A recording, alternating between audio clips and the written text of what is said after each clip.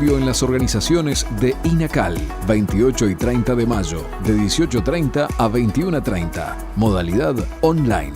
Esta propuesta permite comprender de qué se trata el cambio y diagnosticar su impacto en la organización y en las personas. Está dirigido a directores, gerentes, jefes, supervisores, coordinadores y toda aquella persona con responsabilidad en la gestión de personas en la organización y liderazgo de procesos de cambio organizacional. Por más información, contacto al WhatsApp 091 900 664 o por mail a secretaría@inacal.org.uy. Este otoño te esperamos en Oasis, con piscina y spa termal, excelente gastronomía y mucho más. Hospedate 3 noches y pagás 2. Los niños menores a 11 años son nuestros invitados. Y como regalo extra, late checkout de domingos a jueves. Promo válida para mayo 2024. Aplica restricciones. Descubrí más en www.arapeyoasis.com.uy.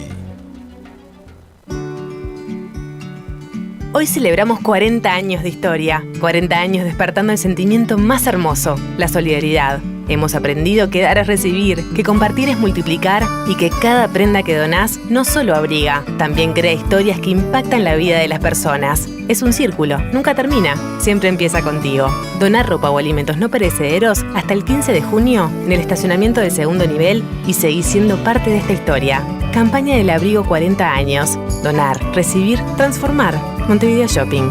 Siempre. Otra mañana. No apto para fanáticos.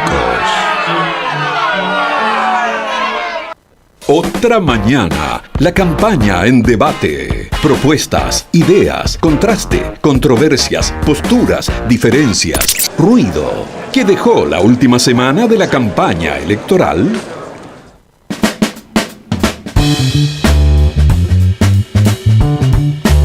Faltan 38 días para las elecciones internas y los precandidatos van ajustando sus discursos a la vez que analizan las encuestas.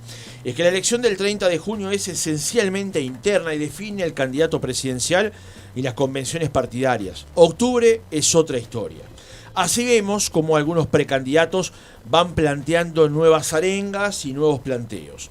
Por ejemplo, esta semana Yamandu Orsi señaló que el país se cae a pedazos y está parado.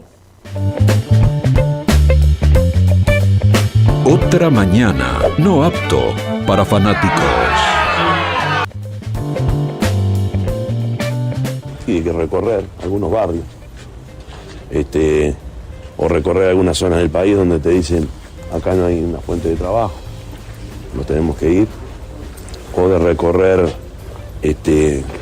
algunos departamentos donde te dicen, vos acá hace años que somos el departamento con mayor nivel de desocupación y tenemos un puerto acá que está parado, que no pasa nada. Yo creo que es un país que se frenó, está frenado.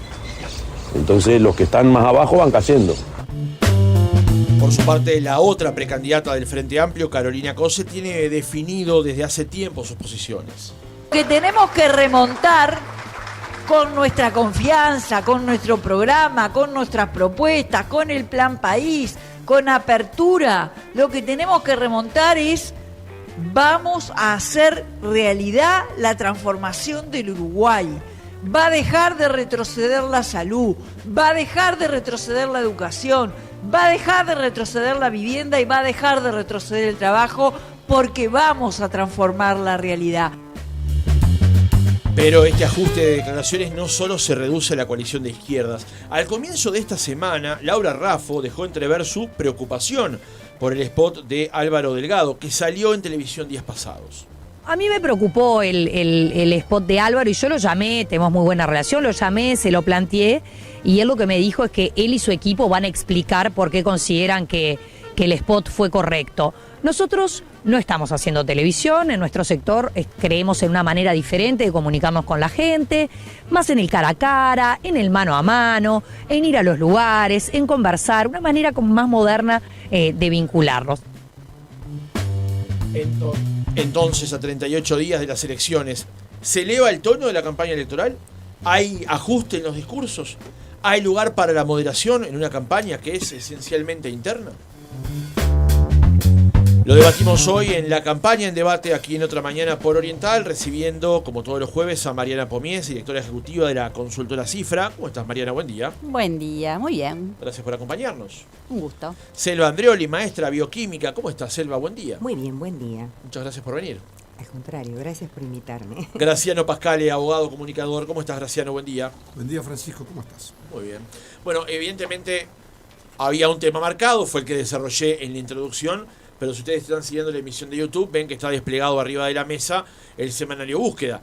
¿Por qué? Porque hay dos noticias o dos crónicas contenidas hoy en el semanario que en cualquier cuestión que tiene que ver con debate electoral es imposible de no abordar, por lo menos aunque sea durante un tiempo, porque no estaba preparado, no había tiempo para preparar demasiado el debate sobre este punto. Vamos a tener una opinión breve sobre lo que plantea la crónica hoy, de ese vínculo Penades-Iturralde, de lo que dijo Iturralde a través de WhatsApp a Penades, y también otro aspecto que está contenido en esa crónica vinculado a lo que habría sido algún tipo de asesoramiento que brindó el señor Roberto Lafluf a Gustavo Penades, donde la propia crónica dice que no sería ajeno el conocimiento del presidente de la República. Graciano, tu primera opinión sobre este asunto.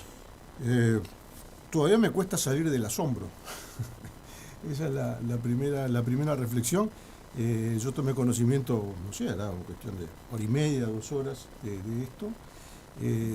Quedé impactado, sorprendido por, yo diría, por lo descarnado de los comentarios, por lo explícito de las afirmaciones que contienen esos mensajes, y por lo que transmiten más allá de las palabras.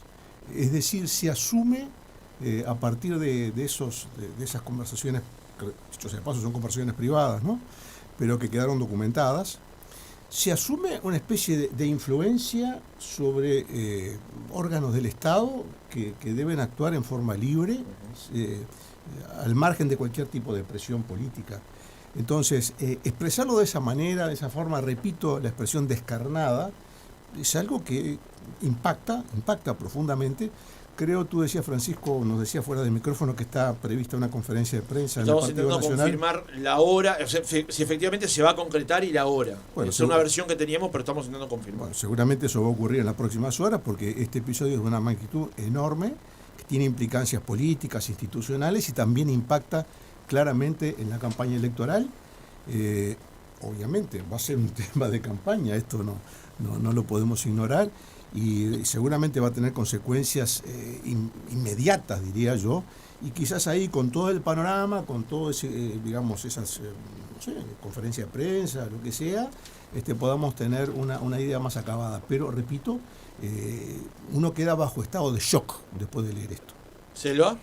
Bueno, yo creo que el tema tiene que ver también con la convocatoria de que si el país se cae o no a pedazos. Es decir, acá hay un tema moral, ético, encarnado en el presidente, nada menos que el directorio del Partido Nacional, que si uno se pone a pensar es una perlita más que se agrega a otras decadencias que han sucedido durante este periodo, que tienen que ver justamente con la parte ética de la política. Es decir, en este caso, capaz que la gente no sabe, porque no todo el mundo lee Búsqueda, pero capaz que la gente todavía no sabe qué es lo que dijo este señor.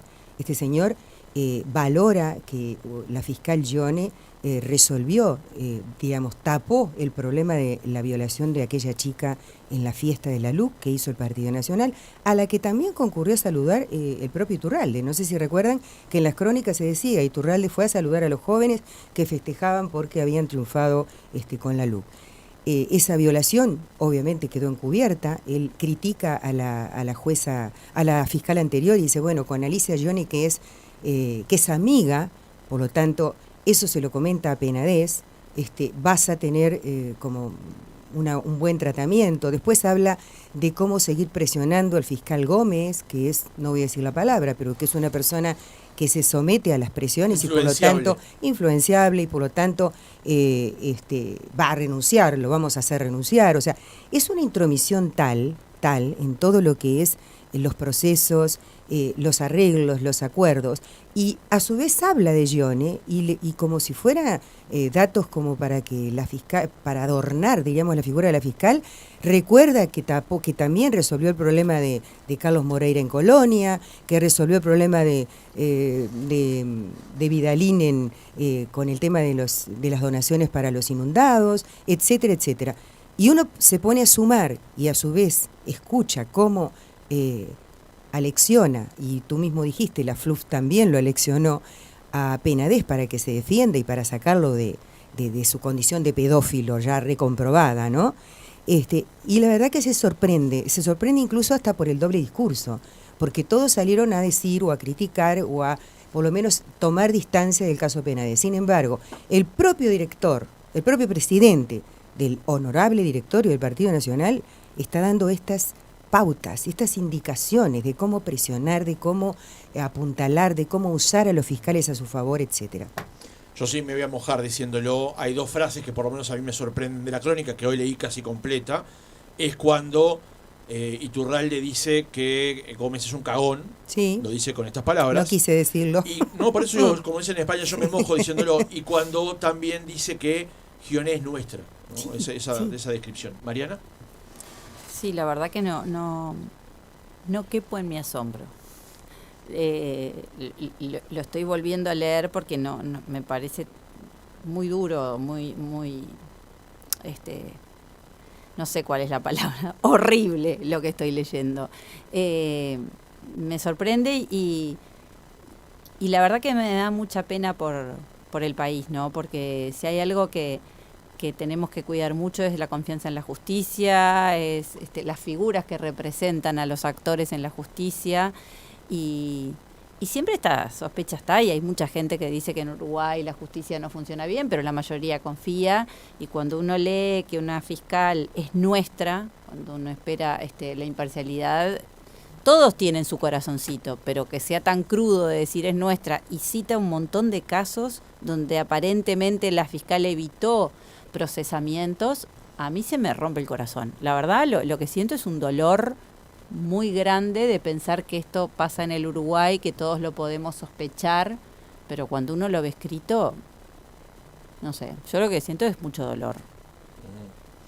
Bien, veremos a ver si hay novedades. Estoy tratando de confirmar lo que les mencionaba más temprano acerca de si va a haber o no un pronunciamiento público del señor Iturralde o del Partido Nacional como institución política, como partido político, a partir de lo que fue esta crónica, que el señor Iturralde está en conocimiento, porque hay declaraciones de él en la crónica hoy de búsqueda, o sea que él ayer, supongo yo, la colega Macarena Saavedra, en conocimiento de que iba a publicar esto, se comunicó con él y se lo advirtió, se lo mencionó. Vamos a ver entonces si hay algún otro aspecto sobre esto. ¿Quería hacer algún agregado? No, simplemente que con ese agregado que tú haces, Francisco, es de suponer que desde anoche entonces las autoridades partidarias, y yo diría también del gobierno, ¿por qué no? Porque en definitiva absolutamente es bastante difícil establecer una separación entre el gobierno y el partido de gobierno.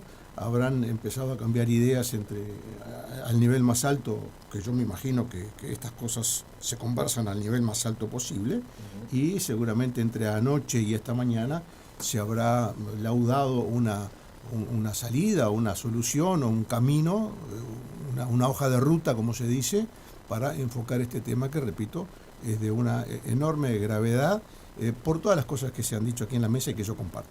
A ver, del Partido Nacional me comunican que Iturralde estuvo en Paysandú ayer por el homenaje a Larrañaga, que en la tarde fue a Río Negro y tiene prevista agenda en el litoral hasta el fin de semana. No se sabe qué va a hacer ahora en función justamente de estas novedades. Y según ha trascendido, él dijo que no iba a hablar, pero bueno, eventualmente se espera que en algún momento haya algún tipo de pronunciamiento público. ¿Selva? Yo supongo que debería renunciar, nada más que por respeto a la colectividad blanca. Ahora, a mí me cuesta pensar que un presidente actúe y diga todas estas cosas sin el aval de quienes lo eligieron presidente. Es decir, de alguna manera hay como un método, una conducta a seguir, que es esta. Es decir, hay cosas muy graves en el archivo de los casos, porque los casos no son menores. En el caso concreto del archivo que nadie entendía, de la de la menor, porque creo que era una menor, si tenía 16 años, si no me equivoco, violada por varios participantes en la fiesta esta de la Juventud Blanca, uno no entendía por qué habían archivado la causa. Yo pensé, bueno, deben haber arreglado, no sé, de alguna manera se archivó, ¿ah? Y él lo da eso como un mérito. Entonces, todos estos archivos de cosas que, como dice Mariana, de alguna manera hacen decaer la apreciación que tiene la sociedad uruguaya, no solamente sobre los fiscales o sobre la justicia, sino también sobre los partidos políticos. Porque digamos la verdad, yo estoy a favor de que los partidos políticos existan, sean fuertes, sean competitivos, sean realmente productivos. El problema es cuando se cae tan bajo. Es decir, cuando se cae tan bajo, la decadencia de un partido también enchastra o empapa, diríamos, a la sociedad en esa especie como de incertidumbre o de desconfianza, que es lo peor que le puede pasar a un país que quiere fortalecer su democracia. Y cuando escucha estas cosas, en el caso concreto, porque a ver, digamos la verdad, estamos hablando de casos graves, pero a esto le podemos agregar otros casos que yo decía, es una perla dentro de un collar. Agregamos otros casos desde Astesiano, el pasaporte Marcet, la connivencia en la torre ejecutiva, la propia información de que Delgado había recibido en torre ejecutiva unos rusos para hacer una serie de inversiones, etcétera, en medio de la pandemia, cuando estaban las fronteras cerradas. Y uno se pone a sumar cosas y dice, pero ¿qué es esto? ¿Es un cambalache? ¿Es que nos estamos pareciendo a Argentina? ¿Es un gobierno que tiene múltiples aspectos que están vinculados a la decadencia moral? Y eso a mí me preocupa como ciudadana. Mariana. Sí, yo creo que esto debería tener como muchas puntas de pasos a seguir, ¿no? Una cosa es que hará el partido, que harán las personas, pero yo también espero que la justicia retome estos casos, ¿no? Uno lee estas cosas y digo, bueno, que no queden simplemente en denuncias, sino que algunos de estos casos se vuelvan a abrir y se discuta a ver por qué fueron archivados, porque me preocupa, sobre todo, bueno, el caso este de la violación, pero hay otros casos que uno confía en la justicia. Bueno, si la justicia cerró. Ahora decís, bueno, pero ¿y por qué cerró la justicia estos casos? Claro, lo que pasa acá es donde se entra en ese terreno fangoso, en ese pantano. Bueno, ese es el problema, que cuando se siembra la duda, y bueno, y frente a la duda, claro, yo creo exacto. que lo mejor es volver a discutir las cosas. Porque abrir carpetas. Lo que plantea con lo que se conoce hoy a través de búsqueda el señor Iturralde es como que su accionar o su simpatía o lo que fuere de la fiscal Gione incidió para que se cerraran esas causas. Y la fiscal puede perfectamente decir, y es lo más probable además, que haya archivado esas causas porque no había motivos o elementos para seguirla adelante. Lo que hoy está sembrada la duda es sobre el accionar de ella cuando ella... Yo creo que frente a la duda... No hizo absolutamente nada. Ella Entonces, misma debería decir que otro más revise estos casos. O sea, a mí me gustaría... Sí, pero ese sí que es un punto polémico, ¿no? Porque en definitiva el país va a funcionar en función de declaraciones, de manifestaciones o diálogos imprudentes entre dos personas, diálogos privados entre dos personas. O sea, el país tiene que funcionar porque ojo, es muy delicado porque, y tomando un poco lo que dice Francisco, en el fondo también, esto es un agravio a la fiscal Gione. Totalmente. Sin duda. Totalmente. Entonces es un agravio. Entonces, no es que siembra la duda sobre lo que hizo. Está agraviando. Totalmente.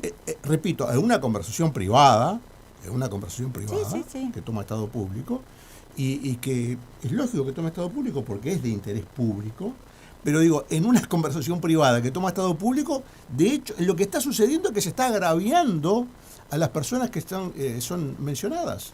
Porque es un agravio decir, primero que habla muy mal de la persona que lo dice, en primer lugar. Habla muy mal de la persona que lo dice. Pero además implica que está, digamos, menospreciando un trabajo que, como dice Francisco, es muy probable, o sea, yo tengo que pensar que fue así. Yo tengo que pensar que las decisiones se toman en base a los documentos y en base digamos, al pronunciamiento técnico que deriva de los documentos que se analizan y de los hechos que se juzgan. Yo tengo que obligación de pensar eso. Ahora, si en función de una conversación privada vamos a revisar todo, Entonces, No. ojo, porque Bueno, todo no, pero eso- vamos pero a vivir los incertidumbre hechos jurídica, concretos ¿no? en que participó. Yo entiendo, porque, pero- No, si empezamos pero- a... ojo, ¿viste cuando empezás No, a yo destejer lo una entiendo. madeja, un buzo, y empezás a tirar del hilo, terminás destejiendo todo el Pero buzo? también si todo queda en esa, la gente, o sea, yo lo que me preocupa es cómo restaurar o no dañar más la confianza en la justicia. Exacto. Perdón, acá lo que está Tendrás que defraudada es la admitir- confianza en una persona, no en la justicia. No, Bueno, tendrás está que- bien, No, pero no, que no, actúa... es la persona que lo dice, no es la persona a la cual se refiere. Porque yo en una conversación privada puedo decir X cosa de X persona. Es verdad, no y- está y eso- probado, ¿Y claro. cómo vas a tomar eso como una Es prueba verdad, de es verdad, que sí, esto es verdad. está mal? Yo Al quiero- contrario, habla mal de la persona que en una conversación privada y no tomando las precauciones del caso hace afirmaciones que no corresponden. Yo quiero retomar el diálogo que hace el propio Iturralde refiriéndose al caso, vuelvo al caso de la niña violada en la fiesta. Dice, la fiscal que tenía el caso, que era la que estaba investigando, era un HDP. Se lo sacan a esa fiscal y esa fiscal sigue investigando. Se lo sacan a esa fiscal y se lo dan a Johnny para resolver el problema. Y él dice, no, esta es amiga, es nuestra, etcétera. Entonces, vos disculpame, Graciano, todo me hace pensar, y coincido con Mariana, en que esos casos hay que volver a revisarlos y hay que volver a investigar qué es lo que pasó, por qué se archivó. En el caso del cambio de fiscal es en el caso de cuando la Creo que es investigación Fale- avanza sobre Penades. sí. En el caso de la chica. de la fiesta de la LUC, llamémosle, siempre estuvo en manos de la misma fiscal. Sumo una parte de la crónica hoy de búsqueda, donde dice, lo de la fiesta fue una denuncia que presentó un adolescente de 16 años, quien aseguró que había sufrido una violación grupal en uno de los baños del salón donde se desarrollaba una fiesta de la juventud del Partido Nacional por la victoria del no en el referéndum de la ley de urgente consideración. En ese caso, Gione solicitó en marzo del año pasado la finalización de las actuaciones porque no pudo recabar pruebas para identificar al responsable o los responsables de lo denunciado por la menor. Por eso Esta digo, lo decisión- resolvió ella.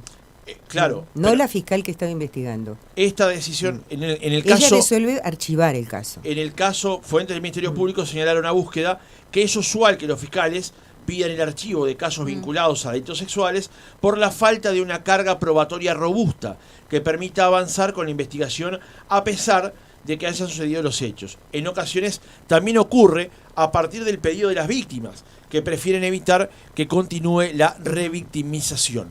Planteo esto por lo que se decía recién con respecto a, Pero estamos de acuerdo ¿Cómo? que es la propia Johnny la que pide el archivo de la causa. En Eso- función de lo sí, que sí. dice la Sí, crónica, sí. en función de que no Sí, se sí. pudo identificar Que al no pudo responsable. haber- No importa, sí, Pero claro, se quedó siempre. sembrada la duda de Claro. cuánto esfuerzo puso en identificar En a la culpable. identificar. Que yo tengo que confiar que lo hizo. Pero uno lee eso y te queda la duda. ¿Por qué voy a confiar? Yo ya no confío. Bueno, no para confío. hablar del tiempo, subo un tramo más para hablar de la confianza, digamos. Tal como informó Telemundo en ese momento, las pruebas de ADN no dieron resultado positivo.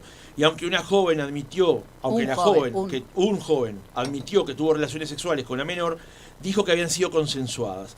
El caso también formó parte de la causa que involucró al ex jefe de la custodia presidencial Alejandro Astesiano, porque el ex subdirector ejecutivo de la policía, Jorge Berriel, le reveló información reservada sobre el hecho. Para terminar con todo este enchafe. Es decir, digamos. exacto, esto es lindísimo porque esto completa el panorama. Están todos involucrados en todo, en procedimientos que no son los correctos, en basarse en, digamos, de verdad digo, es como tú dijiste recién, una chanchada todo.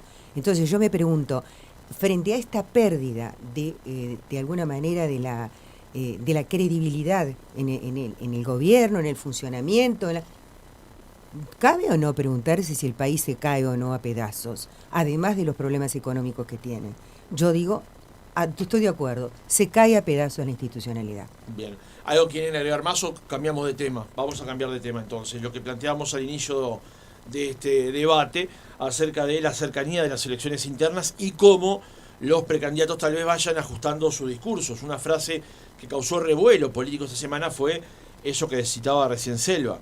Lo que dijo Orsi sobre que el país se cae a pedazos y está parado. Hay un reajuste del discurso que está llevando adelante Yamandu Orsi. También llamó la atención cómo Laura Raffo planteaba su preocupación con respecto al spot que discutiéramos la semana pasada, presentado por Álvaro Delgado. Mariana, ¿cómo ves esto teniendo en cuenta que faltan, como decíamos, 38 días para las elecciones internas. ¿Hay un reajuste de los discursos de los candidatos? ¿Se están parando de otra manera, teniendo en cuenta la cercanía de un acto que es esencialmente interno? Sí, es lógico, la campaña de junio es una campaña muy distinta a la campaña de octubre. La campaña de junio es una campaña a la interna de los distintos partidos y cada uno, a medida que se acerca el tiempo, empieza a apelar a aquellos que sabe que probablemente vayan a votar, ¿no? O sea, tratar de convencer a los más militantes y a los militantes intermedios de participar. Yo creo que vamos a ver a un Orsi que se va a ir volcando más a discursos un poco más fuertes de los que venía dando, porque tiene que hablarle a los frentistas. Y cuando uno mira las encuestas, ve que en la opinión de muchos frentistas, la percepción de que la economía está mal, de que el gobierno actúa mal, de que hay corrupción, de que le está hablando a esos frentistas que tienen esa percepción. Y es lógico que lo haga. El tema es si eso después es negocio para octubre, que es lo que yo siempre digo. Ojo con los discursos de junio y con las campañas de junio, porque después viene octubre, ¿no? El tema es que, dado que parecía las encuestas del mes anterior mostraban un acercamiento de Carolina Cose a Yamandu Orsi, yo creo que es parte de su estrategia de hablarle a los sectores más, no sé si más radicales, pero más enojados del Frente Amplio, que son los que más probablemente vayan a votar en junio. Graciano. Sí, yo me quiero detener, por supuesto que como tenemos algunos minutos podemos abordar todos los datos, todos los enfoques que tú señalaste, pero tú marcaste algo que me parece muy significativo y que yo creo que da la tónica de lo que es realmente una lucha interna. Y es la puntualización que hizo la precandidata Laura Raffo respecto del famoso spot de 5 minutos. Porque eso sí revela una cierta, llamémosle, tensión, ¿no?, dentro de un partido. Y en definitiva, al ser una elección interna, los rivales no son los de otro partido. Los rivales son dentro del propio partido. Yo sobre eso, sin saber que este iba a ser un tema de conversación, yo sobre eso escribí ayer en Contraviento, que ustedes saben, es el portal. ¿Me dejas pasar un aviso? ¿Una promoción? Es el portal que está creciendo mucho. Bien ahí, bien ahí. Que ha levantado nuestras notas, lo que mucho agradecemos. Que ha levantado más de alguna nota que ha hecho Francisco. Yo escribí ayer, repito, sin saber que esto iba a ser tema de debate, por lo tanto ya lo tengo escrito y me voy a atener a lo que escribí. El título de la columna es Un paso en falso y una ley escrita en papel mojado. Y hago referencia justamente a las críticas que recibió el spot de Delgado. Refiero justamente a la crítica de la propia Laura Raffo, que me parece muy significativa, y también, eso lo hablamos el jueves pasado, a la propia ley en sí misma, que al no prever ninguna sanción a quien no cumple con la previsión, es una ley escrita, como dice acá el título, escrita en papel mojado, no tiene ninguna relevancia. Entonces, volviendo al eje que tú planteabas, yo creo que sí, que en la medida en que se acerquen las elecciones internas, lo que uno debería esperar es, digamos, una tensión dentro de cada partido. Porque los electorados de cada partido, más o menos, yo creo que las fronteras del electorado entre partidos se podrán mover un poquito, ¿verdad? Pero no son significativos los corrimientos de un partido hacia otro. Lo que sí son significativos son los corrimientos dentro de cada partido. Y Mariana señalaba justamente cómo esa lucha prácticamente cabeza a cabeza ahora es entre Orsi y Carolina Cose en el Frente Amplio, que había comenzado con una gran ventaja en favor de Orsi, que después se vio opacada por el famoso episodio del parque, supuesto famoso episodio del Parque Roosevelt. Ahí se emparejaron las acciones. Uno debería esperar, digamos, un choque entre ambos candidatos. Cuando se pone, el eje en la crítica al gobierno, ahí yo creo que los dos candidatos se van a sacar chispas por a ver quién es el más crítico, porque en definitiva esa es la función del partido opositor. Entonces yo ahí no veo tanta ventaja de uno respecto del otro. Sí, en el caso del Partido Nacional, aunque la ventaja es tan grande, tan aplastante, el liderazgo que tiene Alberto Delgado, que estas cosas no le van a hacer mella. Y por último, en el Partido Colorado, que yo creo que donde sí va a haber una lucha importante, porque ahí, me voy a meter en el terreno de Mariana, ¿no? Pero ahí me parece que ahí vamos a ir a una lucha de tercios, me parece a mí, donde van a haber 3 candidatos que van a repartirse las preferencias mayores, para sorpresa de muchos, me incluyo, el candidato Mariana encoge los hombros en Sí, este No, caso. es que es difícil de saber la interna Claro. colorada con los tamaños de muestra que tenemos. Por eso vale hablar antes de conocer los números. ¿Quiénes serían los tercios? Para mí, repito, para mi sorpresa, Andrés Ojeda se coloca en ese terceto, digamos, de avanzada. Pero ¿no? Andrés Ojeda creo que es casi del Partido Nacional. Bueno, porque eso su líder es, bueno, es la calle. bueno, está, Algunos pero le eso contestaron, ¿no? Algunos del Bueno, propio pero Partido yo- Colorado le dijeron, ¿por yo qué no se va al Partido Nacional? Yo no voy a entrar en esas chicanas porque me parece que me parece a mí que para una mesa de este tipo, ese tipo de chicanas no, en fin, para mí, ¿no? No, Por lo yo menos- estoy repitiendo lo Está que bien, dijeron bueno, uno puede repetir personajes muchas del cosas, Partido pero, Colorado. a ver, yo creo que uno tiene que hacer el esfuerzo para pensar con cabeza propia. Si venimos acá a repetir lo que dicen otros, en fin, me parece que para el oyente no tiene mucho valor.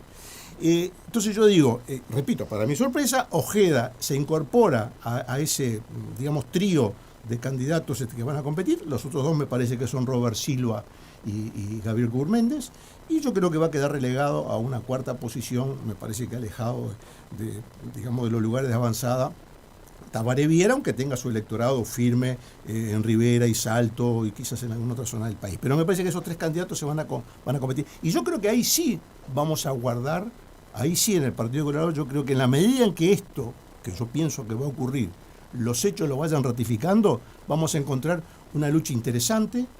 Por un lado, un candidato de renovación sin pasado político, como es Andrés Ojeda, que es una revelación, digamos, ¿no? Porque en definitiva, si todas las encuestas le están dando, más allá de la observación que hace Mariana, que yo la tomo en cuenta, de la pequeño de la muestra, etcétera, etcétera, pero si todas las encuestas que uno ha leído coinciden en eso, bueno, ese razonamiento es válido para todas las encuestas. O sea, si todas, como decía aquel presidente argentino, cuando todo el mundo se equivoca, todo el mundo tiene razón.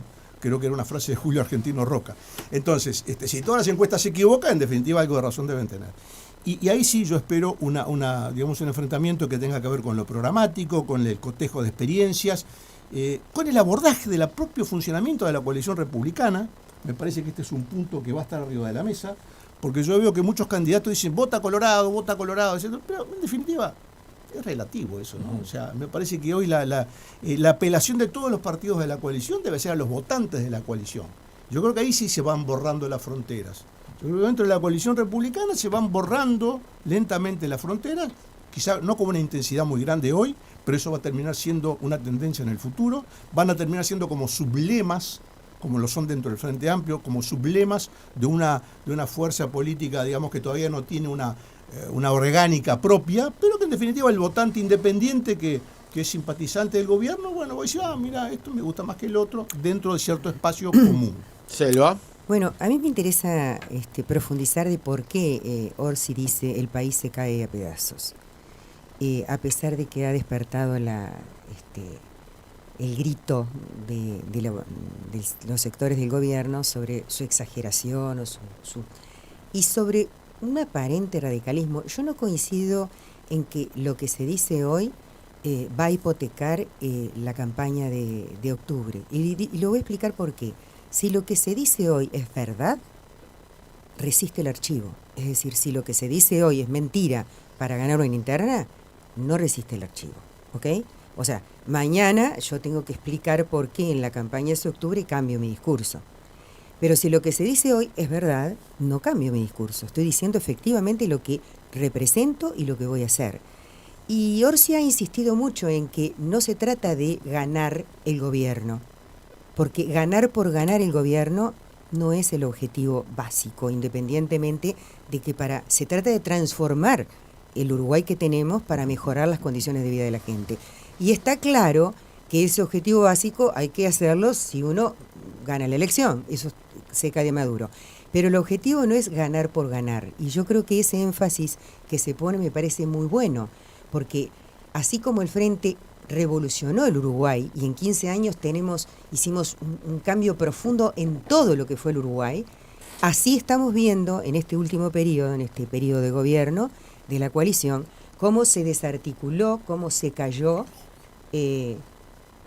Noticia de último momento, vamos a ser precisos. Francisco, te doy la palabra. Bueno, sí, perdón, pero me acaba de pasar, el Observador informa a esta hora que Pablo Iturralde renunció como presidente del directorio del Partido Nacional. No tenemos más datos, solamente el titular de los colegas del Observador, pero es lo que veníamos manejando y comentando desde el arranque prácticamente del programa hacia las 9 de la mañana, que Iturralde deja el cargo, o dejó el cargo de presidente del directorio. Perdón la interrupción, no, pero al contrario, en función de lo que habíamos comentado al principio necesitábamos hay que ser mencionar. rápidos en la información a la gente.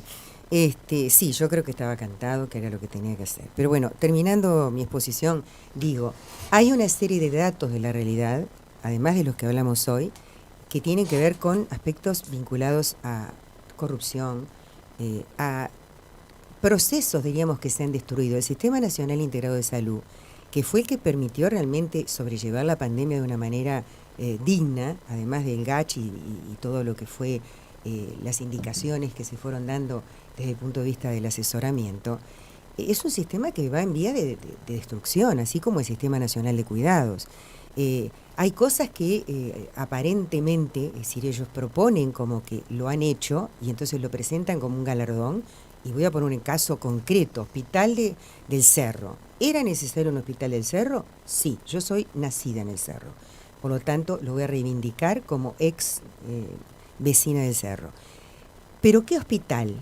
¿Es una estructura, una cáscara vacía? Es un hospital que no tiene ni CTI ni tiene tomógrafo, que tiene que derivar los casos graves porque no puede operar, porque sin esas cosas básicas no podría hacer intervenciones. Bueno, se murió una persona a pocos días de haberse inaugurado. Hubo anestesistas que se negaban a ir, no por el sueldo ni por la lejanía, era porque no entendían que no había condiciones para sobrellevar casos graves, lo que hace un hospital, porque si no es un policlínico. Si lo que va a hacer es curar, ¿no?, y atender, etcétera, no es un hospital, es un policlínico. Entonces, yo lo pongo como un ejemplo, a eso le agrego, ACE está destruida, pero destruida en términos vaciada, yo le agregaría vaciada. La cosa más escandalosa que Leonardo Cipriani, siendo el director ejecutivo del Círculo Católico, terminen haciendo un remate a favor del Círculo Católico de Casa de Galicia, y que en el año 22 se hayan comprado servicios a Casa de Galicia por $20 millones, lo compró por 15, ¿no?, en el remate, y eso es en el año 22, porque no quiso dar información, es un pedido que se hizo en el Parlamento porque ACE no daba información sobre lo que había comprado a Casa de Galicia.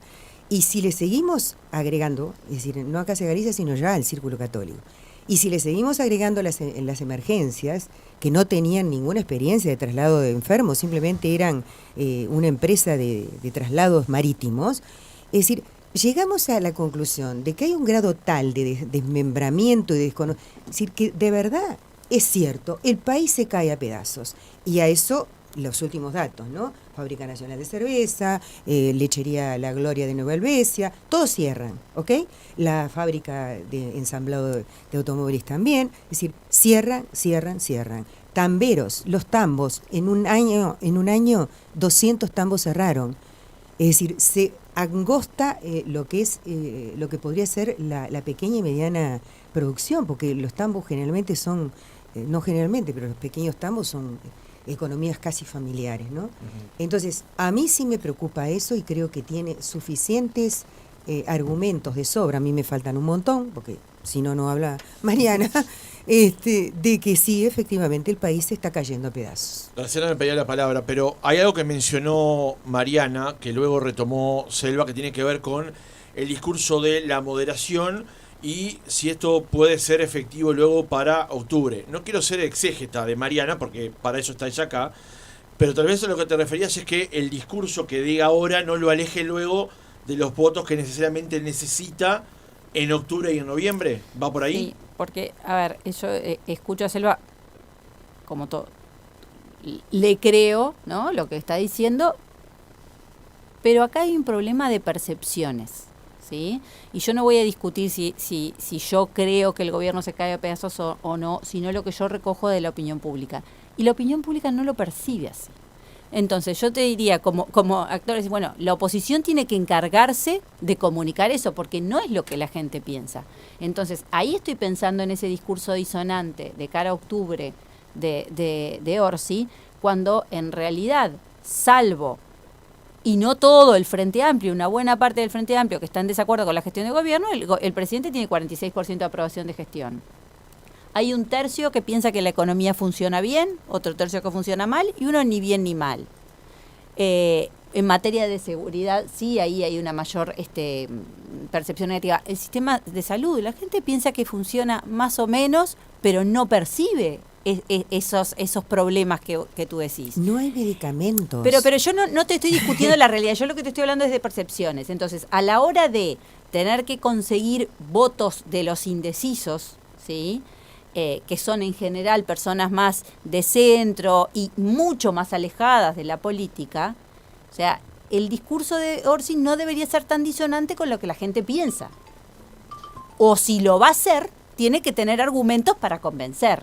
Hoy por hoy, esa percepción no es la del resto de la población, que no es buena parte del Frente Amplio.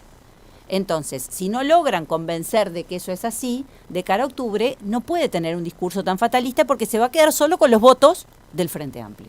A eso yo voy más a lo estratégico, y no discuto si es así o no. Si es así, la opinión tiene que tratar de transmitir esa información y convencer. Hoy no es la percepción de buena parte de los uruguayos. Y es un buen consejo el que estás dando. Lo acepto y lo admito, es así. Graciano. Sí, yo creo que, a ver, quizás acá uno entra en terrenos donde yo estoy rodeado de especialistas y yo soy un simple observador y aficionado.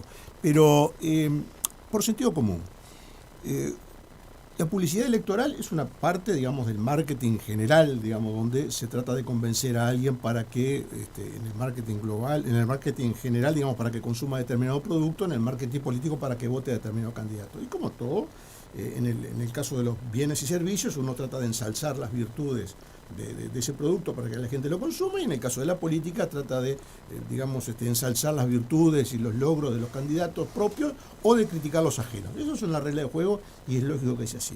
¿Qué sucede cuando se aparta, como el punto que creo que marca Mariana es el clave? ¿Qué sucede cuando se aparta la percepción general del marketing, de la estrategia de marketing, ¿no? Si yo digo, por ejemplo, no tomen esa cerveza porque es espantosa, porque está hecha así o asá, porque no sé cuánto, la gente la probó y dice, bueno, de repente no está mala, yo qué sé, me sirve el precio, ¿por qué no la voy a tomar? ¿Sí? En fin, o sea, uno puede hacer caso o no, o dejarse guiar o dejarse llevar por la publicidad en la medida en que entienda que tiene algún asidero. Cuando se dice el país está cayendo a pedazos, es una crisis espantosa, todos sentimos que no es así. Más allá de la simpatía o no con el gobierno, son cosas aparte. Uno puede tener simpatía más o menos con el gobierno, con cierta figura del gobierno, con ciertos partidos más, con ciertos partidos menos. Pero la percepción que uno tiene cuando se mueve en la sociedad, cuando uno, va al supermercado, cuando uno viaja, cuando uno va a una automotora a preguntar por un auto, cuando uno hace la vida común y corriente, o quiere ya reservar un restaurante y está lleno, uno se da cuenta que eso no es así. Se cuenta que hay un cierto dinamismo que quizás no alcance a todos los sectores. Que claro, quizás, es así. A ver, todo lo que ustedes quieran. Hay gente que es mucho más rica hoy que hace 5 años. Todo lo que ustedes quieran. Pero mi punto es que cuando la publicidad se aparta, digamos, de una verdad mínimamente compartible, entonces esa publicidad es inefectiva. Y no voy a ser yo, digamos, el que va, porque yo no tengo, digamos, rol de asesor de nadie, simplemente estamos intercambiando ideas y acercando puntos de vista distintos para que el oyente, que en definitiva de eso se trata, de que el oyente, que es digamos, el destinatario de nuestros comentarios, escuchándonos a todos y alguno más por ahí, diga, bueno, fulano tiene razón, el otro menos. Entonces, ese es el riesgo que me parece a mí que tiene ese tipo de publicidad catastrofista, blanco-negro. Tiene un grave riesgo de que es que radicaliza a la gente y perfectamente se puede decir, no, mire, esto me parece que está bastante bien, pero este otro está mal y entonces yo pienso que esto se puede mejorar. Y me parece que por ahí irían los tantos, porque en definitiva el que termina decidiendo la elección no es el que ya está convencido. El que va a votar al Frente Amplio, a los blancos, a los colorados, no lo va a mover ni el cielo ni la tierra, ni que venga Cristo y se lo diga. Ese está convencido. Pero hay una parte del electorado que fluctúa, que es la que hay que convencer. Y eso es así, porque si no ganaría siempre el mismo partido. Si todo el mundo votara siempre lo mismo, siempre ganaría el mismo. Entonces el Partido Colorado hoy tendría, 40%, y todos tendrían los votos que tuvieron una vez. Y no es así porque la gente va cambiando. La elección, en definitiva, cualquier elección, esta y cualquier elección, es a favor o en contra del gobierno. Y este es el elemento clave. Cuando Selva pone todos los ejemplos que pone, está poniendo sobre la mesa lo que hizo el gobierno. Entonces, pero criticándolo con todo derecho, y es lógico que tenga elementos para criticarlo, está perfecto, pero está poniendo arriba de la mesa lo que el gobierno va a usar como su principal capital, o sea, el candidato del gobierno, Álvaro Delgado, va a poner como su principal capital, que bueno, hicimos esto. Pero miente, capaz miente en el propio spot. Bueno, está perfecto, pero a lo que voy es otra cosa. Yo digo el planteo, la estrategia. Y lo va a decir, bueno, sí, capaz que ese día faltaba el cirujano, pero bla, bla, bla, bla. Y el puente que hicimos acá, y el agua que llevamos allá, y la fibra óptica que llevamos a esto, y el internet, y no sé cuánto, y patatín y patatán. Bueno, entonces se va a discutir, en definitiva, sobre la agenda del gobierno.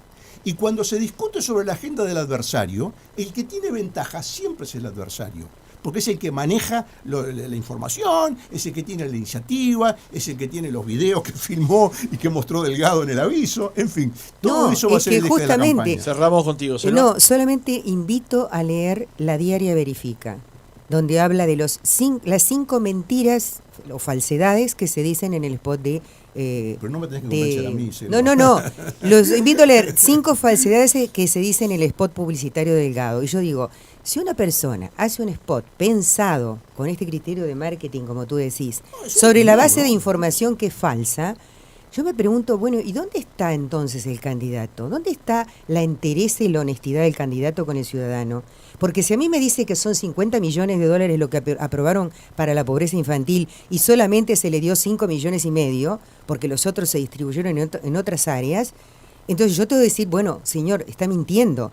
Si me dice que el agua de Aratirí va a dar agua infinita para toda la zona metropolitana y solo va a alcanzar al 30% de los que consumen agua en la zona metropolitana, está diciendo una mentira. Entonces, la pregunta es, ¿hasta dónde va el tema de la mentira? Lo mismo que los asentamientos. Entonces, el saneamiento, ¿hacia dónde va? Porque el saneamiento lo anuncian, pero en realidad no lo van a hacer ahora. Lo van a dejar de cara para el próximo gobierno. Y eso es una carga que es una carga de deuda. Como van a dejar una cantidad de deuda, de plata que han pedido prestada para hacer cosas que se vieran. Porque saneamiento no se ve, ¿viste? Pero los puentes se ven. Entonces hacen esas cosas, inauguran todo, los puentes, las carreteras, los kioscos, cualquier cosa se inaugura acá. Esa es la verdad, la milanesa últimamente se inaugura de todo, ¿está? Entonces yo digo, bueno, estoy de acuerdo, hay que hacer un discurso que sea razonable, pero que se base en la verdad. Y si esa verdad no es perceptible por la gente, estamos en déficit. Estoy de acuerdo contigo, sumamente en déficit. Cierro con un mensaje del tema anterior que llegó de un oyente del 354, que a mí me da muchísima pena, pero veo que lo que ocurre termina alimentando ese fantasma. Dice, siempre lo hubo, por fin tenemos pruebas absolutas de las influencias corruptas entre los políticos y la pseudojusticia. Siento asco y repugnancia. Y la verdad que esas cosas que pasan, que hay que aclarar necesariamente, que es lo que planteo una y otra vez cuando enfrento el micrófono, si no se aclaran terminan abonando estas teorías, justamente. Sí, ojo, perdón. A ver, una frase muy chica, nada más, perdóname. No, simplemente esto. Saludar asumir, como hace el oyente y cualquier oyente, asumir que eso fue así y que fue justamente por la presión X de fulano sobre mengano, que eso ocurrió de esa manera. Asumirlo es muy peligroso, simplemente eso. No, yo quería decir saludar a la prensa, porque nos hemos informado de muchos casos por las investigaciones periodísticas. Saludo realmente a la prensa uruguaya. Mariana. Yo creo que cuidar el sistema político, los partidos políticos y la credibilidad en la justicia es un trabajo de todos. Y me parece que lo más importante acá es salvar esas 3 cosas. Mariana Pomías, directora ejecutiva de Cifra, gracias por haber estado otro jueves con nosotros. Selva, también gracias. Gracias a ti. Graciano, muchas gracias por haber venido. Perdón por haber robado unos segundos al final. Por favor, no pasa nada. Y sigan leyendo Contraviento. Sí, sigan leyendo Contraviento. Ya hacemos la pausa y viene Marcelo Zurita con su cápsula musical y nos vamos yendo.